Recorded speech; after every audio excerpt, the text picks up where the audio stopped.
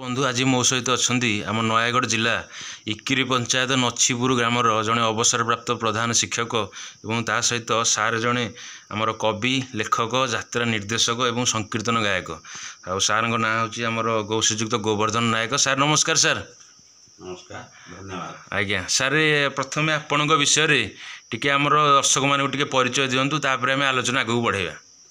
मो श्री गोवर्धन नायक बड़बेड़ी सार अवसर प्राप्त प्रधान शिक्षक। आज्ञा मो घर ए नछीपुर।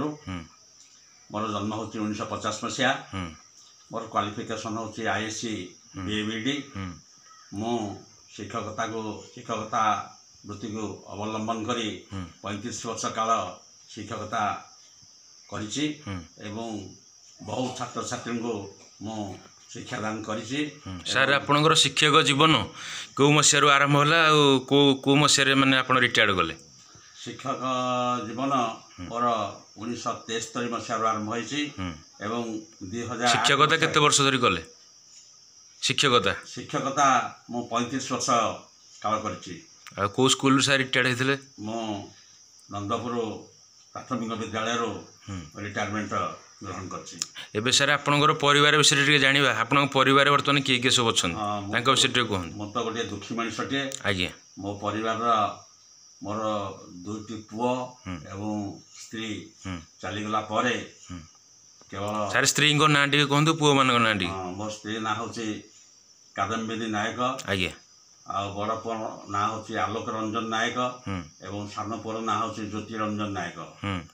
सार बर्तमान आपणकर दुई पुओ एवं आपणकर स्त्री आंकर देहांत हो जाइछि। तापरे भी आपण जो हमर सामाजिक काम रे अछंती, साहित्य साधना रे भी अछंती, लेखा लेखी कार्यक्रम भी करछंती। एते दुख पर आपण निजु कोहळे भाबरे माने संभाळंती आ एबे जो कला प्रति आपण केंति समय सब दियंती? अवसर परे जेतेबेले मोर काने किछि लोक अछंती दुख रे भांगी पड़ंती, चिंताग्रस्त हो जांती, सेमानु आपण कोन मोटिवेशन कहबी? नहीं मु दुख रे भांगी पड़ी सत हेले मोर झियो एवं ज्वाई से मते साहस देले बाबा आउ तुम संगे आमे अच्छु तेणु तुम भांगी पड़नी, तुम धैर्य सह परिस्थिति को मुकाबला कर। जेहेतु मु जने शिक्षक मु जानी संसार भितर घर करथिले पत्थर पड़े सही, तेणु छाती की पत्थर करी से दुख को सब मु सह्य करी। सर झियो को ना सर? झियो ना होछि रोजालिन प्रधान। झियो विषय कोन करछुंती? झियो वर्तमान से बा सरलाणी झियोंकर? हां सरलाणी से बी पास कर जाइछि। तापरे जोई अछंती एसओजी रे पुलिस एसओजी रे डेप्यूटी कमांडेंट। अच्छा आ सर वर्तमान एबे जो सार मान सब अछंती आगुरु सब सार मान को लोक सब मन रखुथिले, से माने केते दिन होला पाठ पढ़िथिले किंतु लोक तांको ना ना जो गाँ स्कूल रे थिले सब मन रखुथिले, किंतु एबे सार मान को लोक आ सेते माने गुरुत्व दउ नाहंती कि मन रखि बनाहंती। यार कारण सार कोन थाइ पारे? सेते बेले आ सेते बेले शिक्षादान आ एबे रो शिक्षादान, सेते बेले रो छात्र एबे रो छात्रन भीतर सार फरक सब कोन अछि? बहुत फरक रहिछि। कारण सेते बेले दंड ता प्राधान्य दिया जाउतला शिक्षा रे, तेणु छात्र मानक शिक्षक माने दंड दे जो शिक्षा देइचिंदी सेटा पिला मानकर माने गुणात्मक शिक्षा रे बहुत सहायता करिछि। सेते बेले छात्र माने पिला मानक छात्र माने गुरु मानक प्रति बहुत भक्ति रखुथिले, भय थिला, स्नेह थिला, भक्ति थिला, तेणु सार मान समस्त भल पाउथिले। सेतले सार माने शिक्षादान सहित स्कूल मानकरे विभिन्न प्रकार कार्यक्रम सांस्कृतिक कार्यक्रम करती, यथा नाटक अभिनय करवा, एकांकिका अभिनय करवा, आ संगीत प्रतियोगिता करवा, पद्यांत करवा, ए सब विभिन्न प्रकार कार्यक्रम थाए। तेणु से शिक्षक माने शिक्षक कहले जड़े गुरु, गुरु कहले किसी शिखबार थाए। बर्तमान आउ से सब नाही, दंडमुक्त हो जाइथिबारु छात्र शिक्षक भितर संपर्क बहुत कमी जाइछि एवं शिक्षक मान छात्र मान भक्ति नाही, भय नाही, आउ स्नेह भी नाही। अच्छा सार बर्तमान आप अवसर प्राप्त अवसर समय जो टाइम डा आपन केमि विनियोग करंती? अवसर समय परे मते ए भगवत चिंता एड सार आपन लेखा लेखि सब करंती? हां एठी मु लेखा लेखि रे मोर होची लेखा टेबुल, एठी मोर खाता कलम बही सब पड़ी। सारंग गोटे मानपत्र एठी देखो ଆଲୋକଜ୍ୟୋତି କ୍ଲବ ତାଙ୍କ ତରଫରୁ ଏଇଟା ଦିଆହେଇଛି ସାର୍ଙ୍କର। ତା ସହିତ ସାର୍ଙ୍କର ବହି ବି ସବୁ ପ୍ରକାଶିତ ହେଇଛି। ଏଠି ଅଛି ଏ ପୂଜା ଫୁଲ ସାର୍ଙ୍କର ଗୋଟେ ବହି, ବହୁତ ବଢ଼ିଆ ସାର୍ ଲେଖିଛନ୍ତି। ଅବସର ଟାଇମ୍ଟା ସାର୍ କେମିତି କ'ଣ କରନ୍ତି ଟିକେ କୁହନ୍ତୁ? ଅବସର ଟାଇମ୍ଟା ଏଇ ଭଗବତ ଚିନ୍ତାରେ ମୁଁ ସମୟ ବିତେଇ ଦେଉଛି। ଏଥିରେ ମୋତେ ଖୁସି ଲାଗୁଛି, ଆନନ୍ଦ ଲାଗୁଛି। ଠାକୁରଙ୍କର ଭଜନ ଲେଖିବା, ଆଉ ତାପରେ ବିଭିନ୍ନ ପ୍ରକାର ସାମାଜିକ। ସାର୍ ଆମର ଯେଉଁ ଅଛି ଆଲୋକଜ୍ୟୋତି ୟୁଥ୍ କ୍ଲବ ଏଇ ନଛିପୁରର, ଏଇଟା ୟା ବିଷୟରେ କୁହନ୍ତୁ, କେବେଠାରୁ ଷ୍ଟାର୍ଟ ହେଲା? ଆଉ ଆପଣଙ୍କର ଦି ପୁଅଙ୍କ ନାଁରେ ବି ଏଇ କ୍ଲବଟା ଆପଣ କରିଛନ୍ତି। ମୋର ଦୁଇଟି ପୁଅ। କେମିତି ଆପଣଙ୍କ ମନକୁ ଆସିଲା ଗୋଟେ ଏମିତି କ୍ଲବଟେ କରିବା ପାଇଁ? ଆଉ କ'ଣ କ'ଣ ସାମାଜିକ କାର୍ଯ୍ୟ ସବୁ ହେଉଛି? ମୋର ଦି ପୁଅଙ୍କର ଦେହାନ୍ତ ହେଇଗଲା ପରେ ମୁଁ ଚିନ୍ତା କଲି, ମୋର ପିଲାମାନେ ତ ଚାଲିଗଲେ, ହେଲେ ତାଙ୍କର ସ୍ମୃତି ରକ୍ଷା ପାଇଁ ମୁଁ କ'ଣ ଗୋଟେ କରିବି। ତେଣୁ ଏଇ କଥା ଚିନ୍ତା କରି ମୁଁ ସେଠି କ୍ଲବଟି ପ୍ରତିଷ୍ଠା କଲି। ଆଲୋକଜ୍ୟୋତି ୟୁଥ୍ ପାୱାର କ୍ଲବ ତାର ନାଁ ରଖିଛି। କେଉଁ ମସିହାରେ ସାର୍? ସେଟା 2013 ମସିହାରେ ମୁଁ ସେଟାକୁ ଆରମ୍ଭ କଲି। ଅଦ୍ୟାବଧି ସେଟା କାର୍ଯ୍ୟକାରୀ ହେଉଛି। ଆଉ ପିଲାମାନେ ଗାଁ ପ୍ରତିବର୍ଷ ଗୋଟେ ରଜ ଉତ୍ସବ ଚାଲେ। ହଁ, ପିଲାମାନେ ଏ ବର୍ଷ ବି ଅଛି। ହଁ ହଁ, ଏ ବର୍ଷ ଅଛି। ପ୍ରତିବର୍ଷ ରଜ ଫଙ୍କସନ୍ ସେଠି ହେଉଛି। ଆଉ ନାଚ କୁଦ ଆଉ ଖେଳ ପ୍ରତିଯୋଗିତା ଇତ୍ୟାଦି ବିଭିନ୍ନ ପ୍ରକାର କାର୍ଯ୍ୟକ୍ରମ ହେଉଛି। ଏଥିରେ ପିଲାମାନେ ସବୁ ଅଂଶଗ୍ରହଣ କରୁଛନ୍ତି ଏବଂ ପୁରସ୍କୃତ ବି ହେଉଛନ୍ତି। ଆଉ ମୋତେ ବି ସମ୍ମାନ ସହିତ ସେଠି ସ୍ଥାନ ଦିଆଯାଇଛି। ଏଭଳି ଭାବରେ ସାର୍ ଆପଣ ଭଜନ କେଉଁ ମସିହାଠୁ ଲେଖିବା ଷ୍ଟାର୍ଟ କଲେ? କେତେ ବୟସରୁ? ଭଜନ ମୋର ତ ରିଟାୟାର୍ଡ ପରେ, ମୁଁ ପ୍ରାୟ 58 ବର୍ଷ ପରେ ଏଇ ଭଜନ ଲେଖା ଲେଖି ଆରମ୍ଭ କଲି। ତା ପୂର୍ବରୁ ତା ବିଷୟରେ ମୋର କିଛି ଧାରଣା ନଥିଲା। ଯେତେବେଳେ ସଂକୀର୍ତ୍ତନ ଆରମ୍ଭ କରାଗଲା ରିଟାୟାର୍ଡ ପରେ, ସେତେବେଳେ ସଂକୀର୍ତ୍ତନ ଗାଇଲି ଏବଂ ସଂକୀର୍ତ୍ତନ ଗାଇବା ସାଙ୍ଗେ ସାଙ୍ଗେ ଭଜନ ବି ନିଜେ। ଏବେ ସାର୍ ଆପଣଙ୍କର ନିଜସ୍ୱ ଗୋଟେ ଭଜନ ସାର୍ ଶୁଣିବା, ଯୋଉଟା ମନେ ଅଛି, ଟିକେ ଗାଆନ୍ତୁ। ଗାଇବି? ହଁ, ଦୀପଦ ଟିକେ ଗାଆନ୍ତୁ।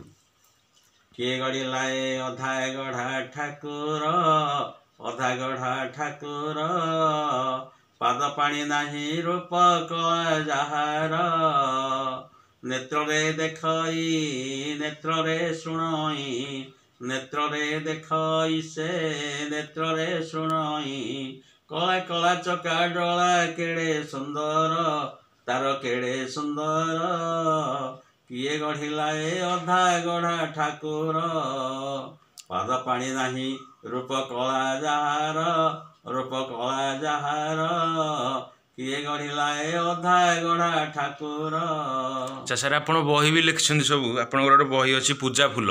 ସେ ପୂଜା ଫୁଲ ବହି ବିଷୟରେ ଟିକେ କୁହନ୍ତୁ। ଆଉ କେତେଟା ବହି ଆପଣ ଲେଖିଛନ୍ତି? ହଁ, ସେ ପୂଜା ଫୁଲ ବହିଟା ମୁଁ ଲେଖିଛି। ପ୍ରକାଶନ ସରିଯାଇଛି? ପ୍ରକାଶନ ସରିଯାଇଛି। ତା ଭିତରେ କ'ଣ କ'ଣ ସବୁ ଅଛି? ସେଥିରେ ବହୁତ ଭଜନ ଅଛି। ତାପରେ ସଂସ୍କାର ମୂଳକ ଲେଖା ବି ଅଛି। ସେ ସଂସ୍କାର ମୂଳକ ଲେଖା ଭିତରେ ଅଛି, ସଂସ୍କାର ମୂଳକ ଲେଖା ଭିତରେ ପରିବେଶ ସୁରକ୍ଷା ଅଛି। ତାପରେ କନ୍ୟା ଭ୍ରୂଣ ହତ୍ୟା ବିଷୟରେ ଅଛି। ତାପରେ ବୃକ୍ଷ, ମାନେ ସମସ୍ତଙ୍କ ପାଇଁ ଗୋଟେ ଉପକାରୀ ବହିଟି। ହଁ, ସମସ୍ତଙ୍କ ପାଇଁ ଏହା ଏକ ଉପାଦେୟ ପୁସ୍ତକ। ସାର୍, ଭଜନ ସହିତ ଆପଣ ବି ଜଣେ ଯାତ୍ରା ନିର୍ଦ୍ଦେଶକ ଏବଂ କେଉଁ କେଉଁ ନାଟକ ଆପଣ ନିର୍ଦ୍ଦେଶନା ଦେଇଛନ୍ତି? ଆଉ କେଉଁଟା କେଉଁଟା ମଞ୍ଚସ୍ଥ ସବୁ ହେଇଛି? କେବେଠୁ ଆପଣ ଷ୍ଟାର୍ଟ କଲେ ନିର୍ଦ୍ଦେଶନା ଦେବା? ଆମର ମୁଁ ପାଠ ପଢ଼ିବା ଦିନଠାରୁ, କଲେଜ କ୍ୟାରିୟରରୁ ଡ୍ରାମାରେ ରୋଲ୍ କରିଛି। ଉଭୟ ପୁରୁଷ ଏବଂ ନାରୀ ଭୂମିକାରେ ମୁଁ ଅଭିନୟ କରିଛି। ତାପରେ ବିଭିନ୍ନ ପ୍ରକାର ନାଟକରେ ମୁଁ ନିର୍ଦ୍ଦେଶନା ଦେଇଛି। ସେସବୁ ନାଟକ ଗୁଡ଼ିକ ଭିତରେ ଅଛି ଆଶାର ସମାଧି, ସୁଭଦ୍ରା ମାଗୁଛି ଶଙ୍କା ସୁନ୍ଦର, ଆଉ କାଳିଜାଇ, ଧରମା,